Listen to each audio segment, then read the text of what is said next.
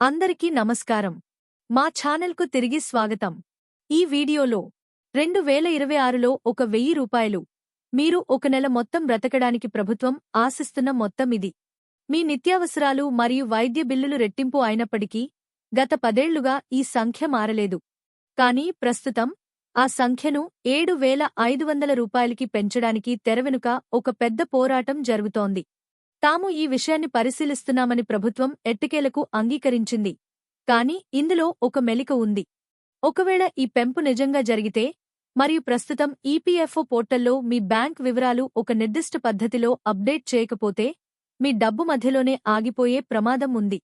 ప్రభుత్వం ఈ డబ్బును ఎందుకు ఆలస్యం చేస్తోందో ఈరోజు నేను ఖచ్చితంగా బయటపెట్టబోతున్నాను. మరియు నిబంధనలు మారినప్పుడు మీరు ఈ అవకాశాన్ని కోల్పోకుండా ఉండటానికి ఈరోజే మీరు తీసుకోవలసిన ఖచ్చితమైన చర్యను మీకు చూపిస్తాను. మనం ఈ అంశంలోకి వెళ్లే ముందు మీరందరూ మా ఛానల్కు సబ్స్క్రైబ్ చేసి మాకు మద్దతు ఇవ్వాలని మేము కోరుతున్నాము. ఇది మనల్ని ఈపీఎస్ 95 పెన్షన్ పథకానికి సంబంధించిన ఒక కీలకమైన అప్డేట్కు తీసుకువస్తుంది. కనీస పింఛనును పెంచాలనే డిమాండ్ తీవ్రమవుతోంది. అసలు ఏం జరుగుతోంది? ఇది ఎందుకు ముఖ్యం? ప్రభుత్వం ఇప్పుడు ఏం చెబుతోందో తెలుసుకుందాం. చాలామంది పదవీ విరమణ చేసిన ఉద్యోగులకు ఈపీఎస్ 95గా పిలువబడే ఉద్యోగుల పింఛను పథకం నెలవారీ పింఛనును అందిస్తుంది.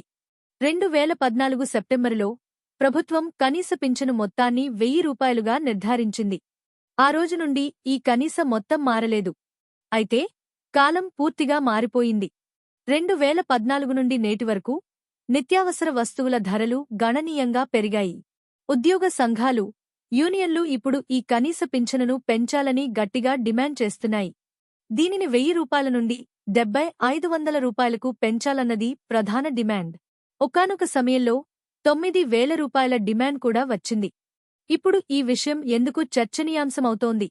ప్రభుత్వం ఈ డిమాండ్ను అధికారికంగా అంగీకరించింది. కార్మిక సంఘాలు, ప్రజాప్రతినిధుల నుండి తమకు విజ్ఞప్తులు అందినట్లు కార్మిక మంత్రిత్వ శాఖ ఇటీవల ధృవీకరించింది.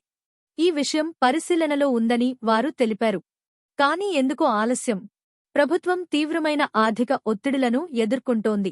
ప్రతి సంవత్సరం ప్రభుత్వం ఈపీఎఫ్ ఖాతాలపై 8.25% వడ్డీ రేటును చెల్లిస్తుంది. ఇది ఒక భారీ ఆర్థిక భారం.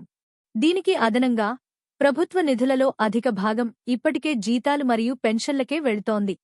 రాబోయే పే కమిషన్తో అదనపు ఆర్థిక భారాన్ని స్వీకరించడం ఒక తీవ్రమైన సవాలు. 1,000-500 రూపాయల మధ్య ఉన్న అంతరాన్ని పూడ్చడానికి భారీ నిధులు అవసరం. ఈ పెన్షన్ ఫండ్ ఎలా పనిచేస్తుందో అర్థం చేసుకోవడం కూడా ముఖ్యం. ఒక ఉద్యోగి పనిచేస్తున్నప్పుడు యజమాని ప్రాథమిక జీతంలో 12% వాటాను అందిస్తారు. దీనిలో ఒక నిర్దిష్ట భాగం పెన్షన్ పథకంలోకి వెళ్తుంది. 8.25% వార్షిక వడ్డీని సంపాదించే ప్రావిడెంట్ ఫండ్లా కాకుండా పెన్షన్ భాగం ఎలాంటి వడ్డీని సంపాదించదు. అందుకే పెన్షన్ ఫండ్ నిశ్చలంగా ఉంటుంది. యూనియన్లు కేవలం అధిక ప్రాథమిక పెన్షన్ కోరడం లేదు.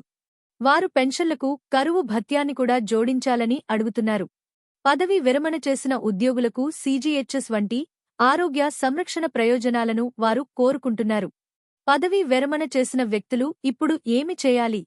అధికారిక ఈపీఎఫ్ఓ పోర్టల్లో అన్ని బ్యాంక్ వివరాలు మరియు కేవైసీ పూర్తిగా అప్డేట్ అయ్యాయని నిర్ధారించుకోండి. అన్ని పెన్షన్ పత్రాల భౌతిక కాపీలను సురక్షితంగా ఉంచుకోండి.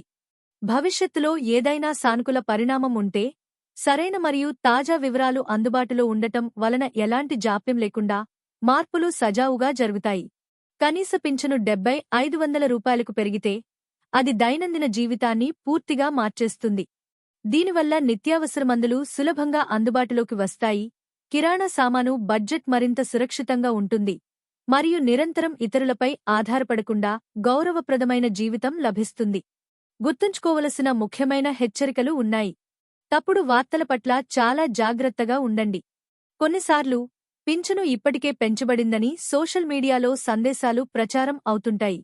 అనధికారిక సందేశాలను నమ్మవద్దు. అలాగే కొద్దిపాటి రుసుముకు మీ పింఛను పెంపును వేగవంతం చేస్తామని వాగ్దానం చేసే నకిలీ ఏజెంట్ల పట్ల కూడా అప్రమత్తంగా ఉండండి.